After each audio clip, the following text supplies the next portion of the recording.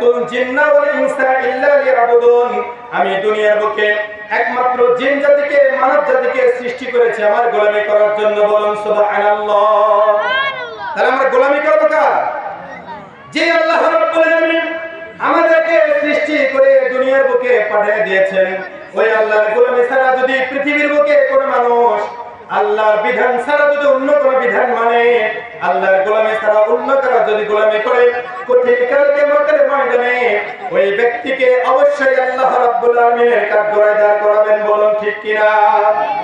সম্মানিত ভাইরা, কেমন করে ইবাদত করবেন, কিভাবে ইবাদত করবেন?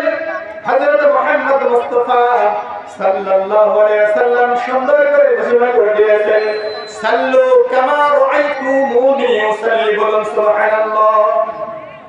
আল্লাহ রাসূল ঘোষণা করে দিয়েছেন, তোমরা ওই রকম করে নামাজ আদায় করো যেমন করে তোমরা আমি আল্লাহ রাসূলকে তোমরা নামাজ আদায় করতে দেখেছো। বলুন সুবহানাল্লাহ। এখন আপনাদের মনে হতে পারে, রাসূল তো আমাদের জামানায় নাই, আমরা নামাজ আদায় করব কি করে? আল্লাহ রাসূল পরবর্তীতে ঘোষণা করে দিলেন, আল উলামা ওয়ারাসাতুল আম্বিয়া। বলুন সুবহানাল্লাহ। তাহলে উলামায়ে কেরামগণ যেভাবে নামাজ পড়ার আদেশ দিয়েছেন, শিক্ষা দিয়েছেন, এই কোরআনুল কারীমের শিক্ষা যে প্রতিষ্ঠানে দেওয়া হয়, এই প্রতিষ্ঠানের সৌজন্যে আজকে মাহফিল আয়োজন করা হয়েছে। বলুন সুবহানাল্লাহ। আল্লাহর নবী হযরত মুহাম্মদ মুস্তাফা সাল্লাল্লাহু আলাইহি সাল্লাম সুন্দর করে ঘোষণা করে দিলেন, খায়রুকুম মান তাআল্লামাল কুরআনা ওয়া আল্লামা। বলুন আল্লাহু আকবার। আল্লাহর নবী হযরত মুহাম্মদ মুস্তাফা সাল্লাল্লাহু আলাইহি সাল্লাম সুন্দর করে ঘোষণা করে দিলেন, তোমাদের মধ্যে ওই ব্যক্তি হলো সবচেয়ে উত্তম, সবচেয়ে মর্যাদাবান, সবচেয়ে বেশি প্রিয়, যিনি দুনিয়ার বুকে ইলমে দ্বীন শিক্ষা করেন, কোরআন শিক্ষা করেন এবং অপরকে ইলমে দ্বীন শিক্ষা দেন, অপরকে কোরআনুল কারীম শিক্ষা দেন। বলুন সুবহানাল্লাহ। তাহলে এইরকম প্রতিষ্ঠানে আজকে মাহফিলের আয়োজন করা হয়েছে। বলুন আলহামদুলিল্লাহ। প্রশংসা সবই কেবল তোমারই, প্রশংসা সবই কেবল তোমারই, রব্বুল আলামিন, দয়ালু মেহেরবান করুণা গফুর, আর কেউ নয় তুমি মালিক, শেষ বিচারের দিন, শেষ বিচারের দিন। নারায়ে তাকবীর।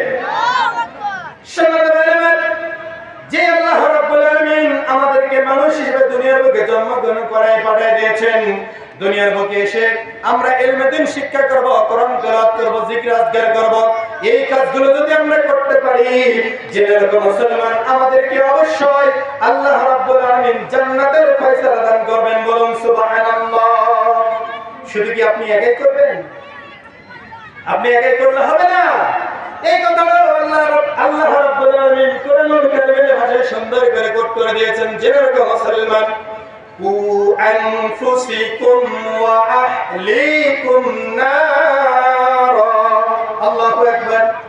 আল্লাহ রাব্বুল আলামিন কোরআনুল কারীমের ভাষায় সুন্দর করে মুসলমানদেরকে শিক্ষা দিয়েছেন, কু আনফুসিকুম ওয়া আহলিকুম নার। তুমি নিজে জাহান্নামের আগুন থেকে বাঁচো। আগে কার কথা? আগে কাকে বাঁচতে বলছে? আগে নিজের কথা, তারপরে ঘোষণা করে দিলেন, তুমি নিজে জাহান্নামের আগুন থেকে বাঁচো, তোমার হাল পরিবারকে বাঁচানোর জন্য চেষ্টা করো। বলুন সুবহানাল্লাহ। আল্লাহর কোটেশনগুলো এত সুন্দর, যদি বাংলাদেশের মানুষ, এই গাইবান্ধা সদরের মানুষ যদি গ্রহণ করতে পারে, জেনে রাখো মুসলমান, মরতে দেরি কিন্তু জান্নাতে যাইতে বেশি সময় লাগবে। কিন্তু আমাদের দুর্ভাগ্য, আমরা জানি বেশি, মানি না। ঠিক কি না?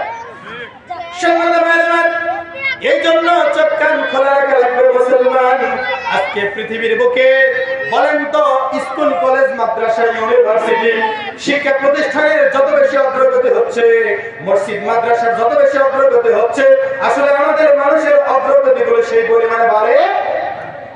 যদি অগ্রগতিগুলো বাড়ত, তাহলে সারা বাংলাদেশের মসজিদগুলোর ফজরের সময় লোকজন খুঁজে পাওয়া যেত, খুঁজে পাওয়া যেত। কিন্তু আজকে আমাদের সমাজে মসজিদগুলো হয় খুবই চাকচিক্যময়, কিন্তু মুসল্লিগুলো হয় জ্ঞান শূন্য, ইলম শূন্য। ঠিক কিনা? এই জন্য আমাদের মসজিদগুলো চাইতে আমাদের ব্যক্তিদেরকে আরো চাকচিক্যময় হওয়ার দরকার আছে না? যখন চাকচিক্যময় হতে বলা হয় তখন কিছু কিছু মুসলমান আবার মনে করে দাড়িতে ক্রিম শেভ করবো, চুলগুলো সুন্দর করে কাটবো মেসির মতো করে, এমবাপ্পের মতো করে, আর প্যান্ট গুলো পরবো সিনেমা জগতের যে সকল নায়ক নায়িকা গায়ক গায়িকা প্রযোজক পরিচালক যেমন করে চুলগুলো কাটবে, যেমন করে পোশাক পরিধান করবে। এই পোশাক পরিধান করে আজকে আমাদের সমাজের ছেলে মেয়েরা চলাফেরা করে না? করে কিনা? আমাদের অভিভাবক যারা আছেন তাদের হাত জোর করে অনুরোধ করে বলি, ভাইজান আপনার ছেলে মেয়েটি যখন স্কুলে যায়, কলেজে যায়, ইউনিভার্সিটিতে যায়, ওই সকল দানাকাটা পরীর মতো যখন চলে যায়, ওই সন্তানটি কখনো মানুষের মতো সন্তান হতে পারবে না। ওই সন্তানটি কখনো এলমেদিন শিক্ষা অর্জনকারী সন্তান হতে পারবে না। ওই সন্তানটি হয়ে যাবে তাসলিমা নাসরিনের মতো। তাহলে এরকম সন্তান আমাদের প্রয়োজন নাই।